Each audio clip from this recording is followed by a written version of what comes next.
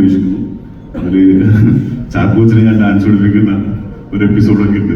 അപ്പൊ അതൊക്കെ ഒരു ചെറിയ റിസ്കറുടെ പരിപാടികളൊക്കെ ഉണ്ട്. അപ്പൊ അതുകൊണ്ട് 15-ാം തീയതി പടം വരുന്നുണ്ട്. എന്റെ ഒരു ക്യാരക്ടറിന്റെ പേര് രാജേന്ദ്ര പ്രസാദ് എന്നാണ്. അപ്പോ അതിനെ കുറിച്ച് പറയുകയാണെങ്കിൽ ഈ പടത്തില് ഒരു പോയിന്റിൽ ഈ ക്യാരക്ടറിന്റെ കാല് ഇഞ്ചുറി ആവും. അപ്പൊ അതിനുശേഷം ത്രൂ ഔട്ട് അത് മെയിൻറ്റെയിൻ ചെയ്തിട്ടാണ് ആ ക്യാരക്ടറിന്റെ ആർക്ക്. അപ്പോ റിയലായിട്ട് അത് ഷൂട്ട് ചെയ്ത് തൊട്ട് മുന്നേ എന്റെ കാല് ശരിക്കും ഇഞ്ചുറി ആയി.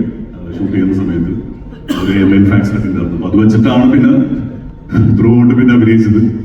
അപ്പൊ അങ്ങനെയൊക്കെയുള്ള കുറച്ച് ദുരൂഹ സാഹചര്യങ്ങൾ ആ പടത്തിലുണ്ടായിരുന്നു.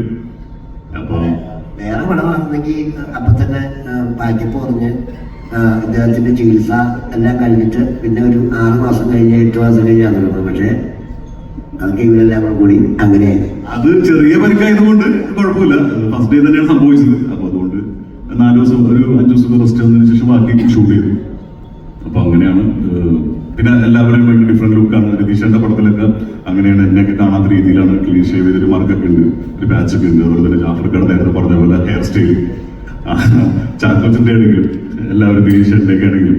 പിന്നെ ഒരു ഇതിൽ 4 ഡയറക്ടേഴ്സിന്റെ ഒപ്പം വർക്ക് ചെയ്യാൻ പറ്റി. രതീഷ് ബാലകൃഷ്ണ പൊതുവാൾ, ദിലീഷ് പോത്തൻ, രാജേഷ് മാധവൻ, ചിദംബരം ഇവരൊപ്പം വർക്ക് ചെയ്യാൻ പറ്റി. വളരെ സന്തോഷമുണ്ട്. എന്തായാലും 15-ാം തീയതി സിനിമ വരികയാണ്. എന്തായാലും അടിപൊളി സിനിമ ആയിരിക്കും എന്ന് വിചാരിക്കുന്നു. Thank you.